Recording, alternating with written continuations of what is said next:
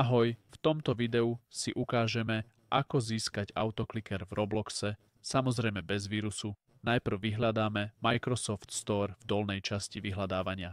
Každý by ho mal mať, ak nie, môžete si ho stiahnuť cez prehliadač. Stačí vyhľadať Microsoft Store a stiahnuť ho, ale každý by ho mal mať. Klikneme naň a dostaneme sa na túto stránku. Je to podobné ako App Store alebo Play Store. Tu môžeme vyhľadávať a inštalovať aplikácie. Microsoft ich kontroluje, či neobsahujú vírusy. Hore vyhľadáme autoclicker a uvidíme rôzne možnosti. Ja by som odporučil OP autoclicker. Je jednoduchý na používanie. Klikneme naň a potom na inštalovať. Po inštalácii to bude vyzerať takto. Tu je napísané nainštalované a je to sivé. Teraz môžeme program spustiť. Stačí vyhľadať OP autoclicker a máme program. Ukážem, ako funguje na príklade Cookie Clickers. Rovnako to funguje aj v Robloxe, len na tomto PC nemám Roblox. Dôležité je nastaviť, koľko milisekúnd má byť medzi klikmi. Potom, ktoré tlačidlo myši sa má stlačiť, ľavé alebo pravé.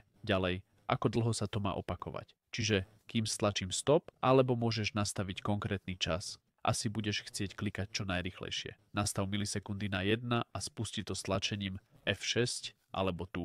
Idem ku cookies, stlačím F6 a vidíme, že získavam veľa cookies. Na zastavenie znova stlačím F6 a prestane to. Takto ľahko nainštaluješ autoclicker pre Roblox. Ak ti video pomohlo, poteší ma like. Tak ahoj.